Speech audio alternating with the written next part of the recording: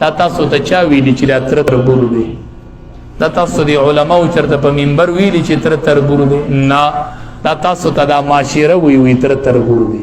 تاسو موږ نه تپوس کړی دی.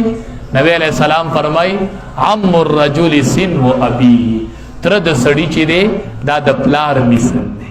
نبی علیہ السلام ناست ابوبکر صدیق رضی الله تعالی عنہ سره دی، مخامخ تره راښکاره شو عباس رضی الله تعالی.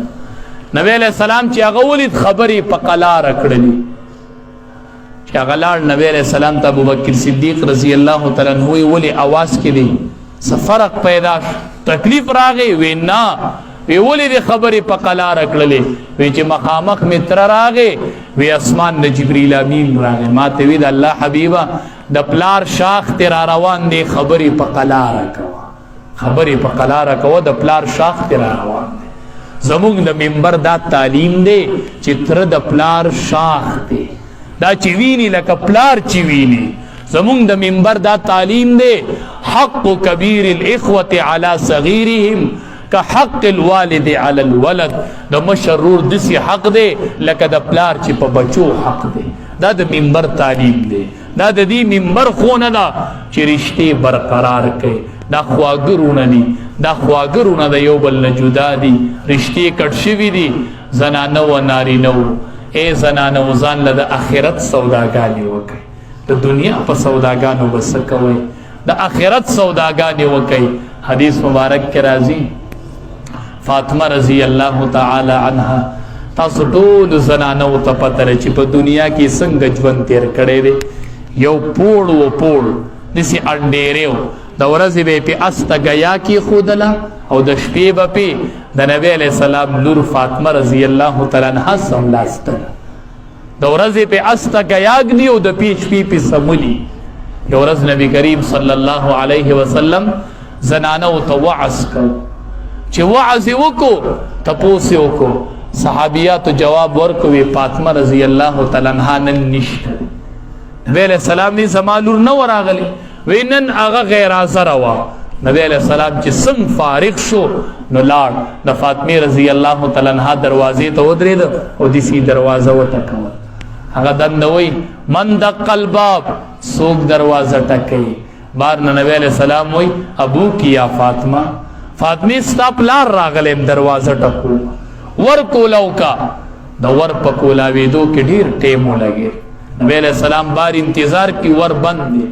دندې نه اطلاع رالاله، وی د الله حبیبه ته خفه نشي، ته بار ولاړې، ټیم دې ډېر وشو، خو دومره لباس را سره نشته چې خپل وجود پکې پټ کم چې تا ته دروازه کولاو. نبی علیہ السلام ته وی دومره لباس نشته چې وجود ټول پټ کم. نبی علیہ السلام صادر ورگزار کم، په دې کې وجود پټ که، خو ما ته ور کولاو که، ته نن غیر حاضر وي، ما ته ور کولاو کا. نبی علیہ السلام صادر ځان نه تو کو، ور کولاو کو. چې نبی علیہ السلام دنده ورغې، فاطمه رضی الله تعالی عنها جړل. نبی علیہ السلام ورته ته ولې جاړې؟ دعا وکما دې کور کې د سره او زر سپین زر الله ښکاره کړي، خزانې در باندې الله را برسېره کړي. وی نه د الله حبیبه نبی دی پکار خزانې، خو چې الله او د الله رسول رضی. ته خفه نشي، تا ورکې انتظار کړی دی، ته مه خفه کېږه، والله دې نه خفه کېږي. نه مې د پکار دنیا، نه غواړم دنیا. اسمان نه جبریل امین راغی، وی د الله حبیبه رب العالمین راولېږلمه، زیری مې راوړی دی، ستا په دې لور زیری کومه. وی څه زیری دی؟ وی دې لور ته دې ووایه چې رب العالمین وایي چې فاطمه مې د ټول د جنت د ښځو سرداره وګرځوله. دا به سرداري کوي په دنیا کې، یو پوزې دی او په هغې باندې د شپې سملي او د جنت سردار وي. زنانه هلته به هغه سرداري کوي. چې وفات کېدله، د وفات ټیم یې نږدې شوی، زنانه و کالي او جوړې او دا پرېږدوئ، ځان له عبادتونه وکئ، د رمضان میاشته او د آخرت سوداګانې وکئ، دنیا پرېږدوئ. چې وفات کېدو ټیم یې شو نو زنانه ورته داسې جمع دي. زنانه ورته وایي داسې کټ په چاته معلوم وي چې زما لاش پکې کېږي، خو چې د وجود نه مې کپړه اوچته پرته وي، چې داسې پې جوخته نه وي لګېدلي. اوس تاسو د جوماتونو کې ولیدل، اوس جوړ شوي دي، هغه اوسپنې غوندۍ د پاسه پې څادر ور واچوي، د مړي لاش پکې دنده پروت دی.